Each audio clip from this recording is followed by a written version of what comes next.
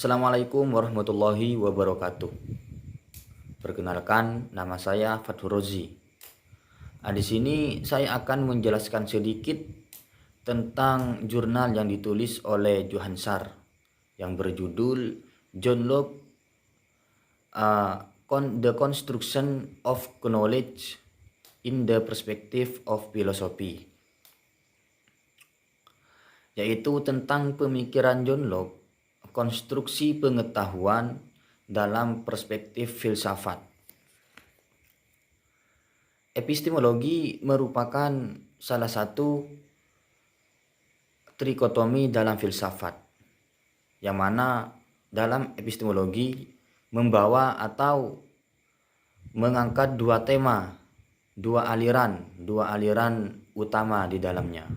Yang pertama, aliran rasionalisme. Aliran rasionalisme ini digagas oleh René Descartes pada tahun 1596 sampai 1650. Dan aliran yang kedua dalam epistemologi yaitu aliran empirisme. Aliran empirisme ini digagas oleh John Locke pada tahun 1632 sampai 1704. John Locke sebagai seorang empiris, sebagai penggagas empirisme, beliau menawarkan teori tabula rasa untuk menguatkan atau untuk mendukung teorinya tersebut dalam filsafat pengetahuan. Nah, di sini saya terlebih dahulu akan menjelaskan apa sih empirisme itu, dan setelah itu baru kita masuk pada tabula rasanya John Locke. Empirism and tabula rasa theory. The word empirism comes from the Greek word empirikos or empiria, which means experience. Empirism is a philosophical doctrine that emphasizes experience in acquiring knowledge by understanding the role of reason. According to this school, human acquire knowledge to expression, experience, and the turn to the Greek word. The experience in question is sensory experience. A man knows is cold because the eat sugar is sweet because he tastes. An empirical usually argues the way can gain knowledge through experience. The silent nature of the answer can see we pay attention to questions such as how do people know ice is frozen?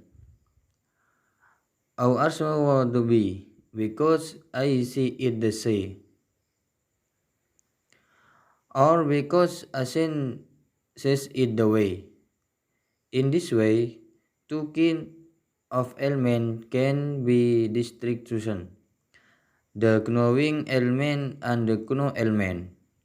People who know are subject who gain knowledge and are known by word that show someone or an ability. The next element that we can distinguish is what do the kids, how do people know that the is frozen? Is our state of seeing, hear, or the sensory experience? Kata empirisme berasal dari bahasa Yunani, yaitu emperia, yang artinya pengalaman. Dalam filsafat, empirisme adalah sebuah doktrin filosofis yang menekankan pengalaman dalam memperoleh ilmu pengetahuan dengan mengecilkan akal.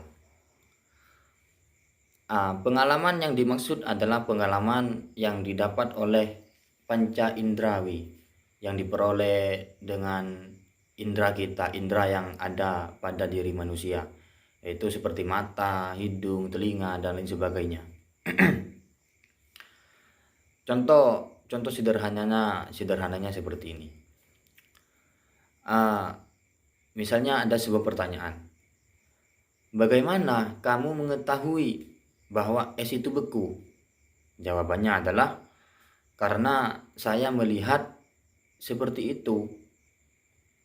Dan jawaban yang kedua, karena seorang ilmuwan atau seorang peneliti melihat dengan cara itu.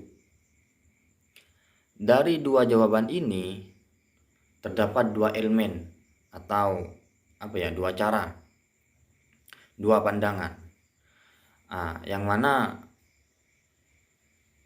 elemen yang pertama yaitu tentang pengalaman kita sendiri, tentang bagaimana indrawi kita melihat objek tersebut, maka dari situ kita akan memperoleh pengetahuan. Dan elemen yang kedua yaitu pengalaman orang lain, yang mana itu bisa juga memberikan pengetahuan kepada kita. Ini merupakan empirisme. Dan John Locke, seperti tadi yang saya katakan, John Locke sebagai bapak atau sebagai penggagas empirisme menawarkan teori tabula rasa untuk menguatkan argumennya itu. Apa yang dimaksud teori tabula rasa? Saya akan menjelaskannya.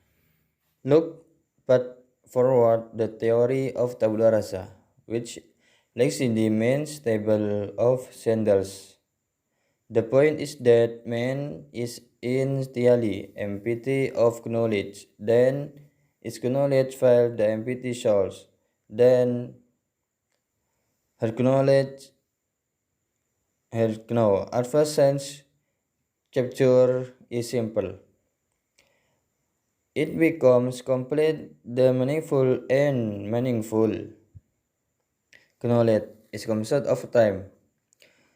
It's shown that no matter how complex human knowledge is, it can always be researched through sensory experience, something that cannot be observed when the sense is not paper knowledge. So, sense experience is the source of paper knowledge. Therefore, the search method that is the foundation of this follow is the experimental method. John Locke dalam teori tabula rasanya mengibaratkan bahwa manusia dilahirkan itu seperti kertas putih tanpa tulisan apapun, kertas putih yang kosong tanpa adanya tulisan apapun.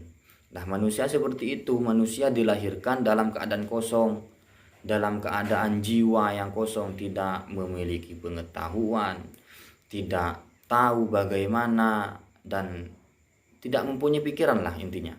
Seperti itu. Jiwanya kosong. Setelah jiwa yang kosong itu dilahirkan, artinya manusia dilahirkan dengan keadaan jiwa yang kosong, maka kemudian pengetahuannya itu mengisi jiwa yang kosong tersebut. Pada mulanya hanya pengetahuan yang sederhana menjadi pengetahuan yang kompleks, artinya bisa dikatakan pengetahuan yang rumit, pengetahuan yang bertambah banyak dengan adanya pengalaman-pengalaman. Nah, pengetahuan akan bertambah, akan bermunculan dari waktu ke waktu. Nah, dan ini pengetahuan yang kompleks tersebut diperoleh karena pengalaman indrawi. Tanpa adanya pengalaman indrawi, pengetahuan di dalam diri jiwa yang kosong itu tidak akan diperoleh atau tidak akan ada pengetahuan di dalam diri jiwa yang kosong. There are two main characteristics of empirism: the theory of meaning and the theory of knowledge. Or commonly called the theory of meaning. The theory of meaning in empirism is usually expressed as a theory about the origin of knowledge, namely these concepts in the Middle Ages. In the theory was summarized in the formula nihil as in intellect to quote non pirus fruit in sensu. There is nothing is or meant but persuaded by experience. This statement is Locke's.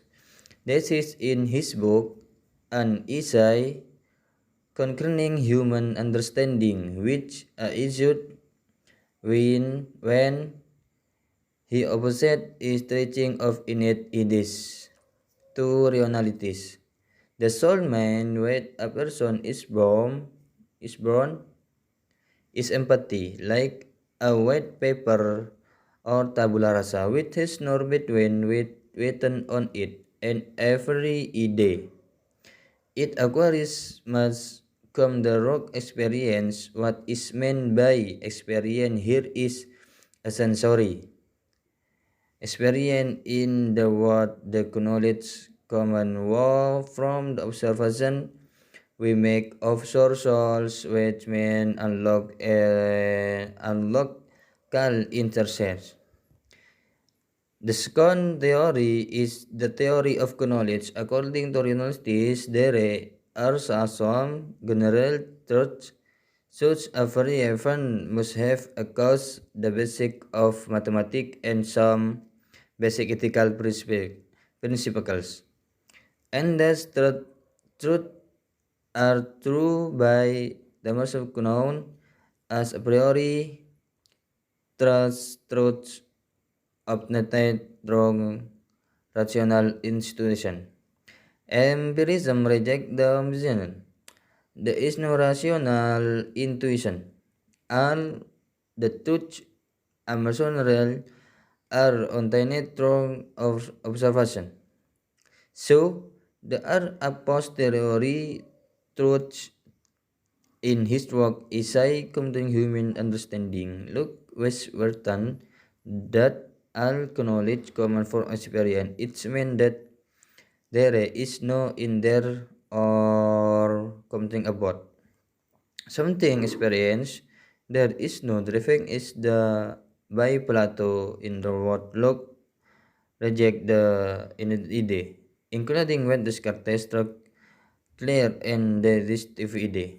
Good ideas from Spinoza, the truth of reason from Leibniz, hell all rejected. Selanjutnya yaitu tentang ciri-ciri empirisme.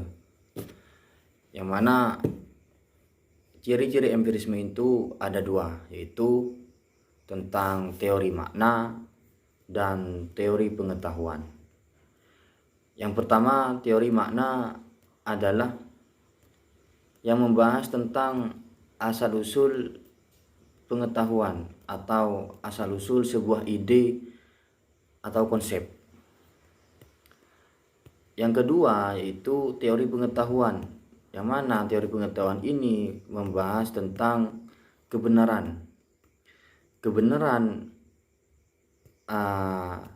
bisa dianggap benar yaitu dengan cara observasi atau a posteriori, bukan a priori. Sedangkan a priori ini biasanya digunakan oleh aliran rasionalisme. Kalau empirisme menggunakan kebenaran itu menggunakan a posteriori, yang mana dengan melakukan observasi. Dengan observasi tersebut kita bisa memperoleh pengalaman. Nah, dari situ kita bisa memperoleh suatu pengetahuan dan suatu kebenaran. Primary quality and secondary quality. The discussion of primary and secondary qualities remains recent of the saying that every stick that is put in water bends, and every stick that is put into water look bend.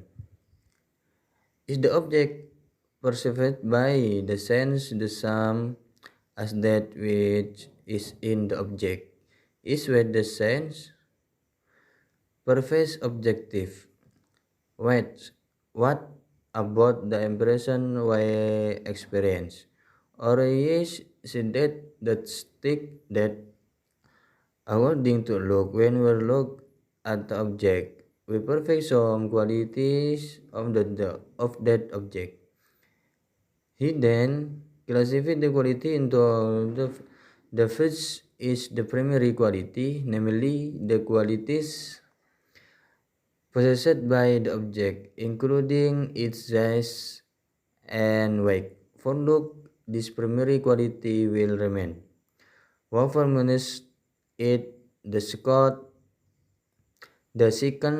is secondary quality, namely the quality of an object that depend on how the result see the object to continue. The change according the existing condition. Of example, smell, color, and sound are very dependent on the sensitivity of our sense. If the lighting quality changes, the color will likely change too. Thus, the sense forces more per primary quality because primary quality is more specific and objective. The secondary quality. Di dalam jurnal ini juga dijelaskan tentang kualitas primer dan kualitas sekunder. Kualitas primer adalah kualitas yang dimiliki oleh benda termasuk ukuran dan beratnya. Bagi Locke, sebagai penggagas empirisme mengatakan bahwa kualitas utama ini yaitu berat atau ukurannya pasti ada bagi siapapun yang mengukurnya atau yang menelitinya, seperti itu. Sedangkan kualitas sekunder adalah kualitas suatu objek yang tergantung pada bagaimana peneliti melihat objek tersebut, terus berubah sesuai kondisi yang ada. Misalnya bau, warna, dan suara tergantung pada kepekaan indera kita atau indera peneliti. Cara membedakan antara kualitas primer dan kualitas sekunder itu tergantung pada objek dan subjeknya. Kalau kualitas primer tergantung pada objek, kalau kualitas sekunder tergantung pada subjek. External sensation and inner sensation. Locke states that there are two kinds of human experience: external experience, sense or external sensation, and inner experience, internal sense of reflection. External experience capture sensory activity, namely all material activities related to the five human sense. Then the inner experience occur when humans are aware of their activities by recommending, waiting, believing, and so on. These two forms of human experience will spread knowledge through the following process. The next process is referred to as simple ideas and complex ideas. Yang terakhir, di dalam jurnal ini menjelaskan tentang sensasi eksternal dan sensasi batin.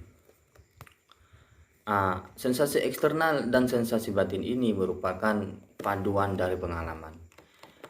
Yang pertama yaitu sensasi eksternal tentang aktivitas indrawi. Jadi Sensasi eksternal itu semua aktivitas material yang berhubungan dengan panca indera manusia. Yang kedua yaitu sensasi batin. Sensasi batin yaitu ketika manusia menyadari aktivitas dengan cara mengingat atau dengan cara yang lain, atau dengan cara mengingat atau melupakan, menghilangkan gitu. Dari adanya sensasi eksternal yang merupakan semua aktivitas material yang berhubungan dengan panca indera dan juga aktivitas sensasi batin, yaitu ketika manusia menyadari aktivitas dengan cara mengingat atau melupakan. Dari sini nanti itu nanti akan muncul pengetahuan sederhana dari eksternal, dari panca indera material yang berhubungan dengan panca indera. Nanti itu akan muncul sebuah pengetahuan sederhana. Lalu ketika sudah ada atau muncul pengetahuan sederhana, maka manusia akan mengingat atau akan lebih mengamati atau lebih akan mencari tahu. Maka dengan cara ini akan ada pengetahuan secara kompleks, artinya secara menyeluruh dan universal. Mungkin cukup sampai di sini penjelasan dari saya tentang jurnal yang ditulis oleh Johann Sar yang berjudul John Locke, The Construction of Knowledge in the Perspective of Philosophy. Sebelum saya mengundurkan diri, apabila ada kehilafan atau kesalahan baik dari pengucapan atau perbuatan, saya mohon maaf sebagai manusia yang tak lepas dari salah dan dosa. Wahiron wabillahi taufiq hidayah warida walinayah wallahul muwaffiq ila aqwamit thoriq. Wassalamualaikum warahmatullahi wabarakatuh.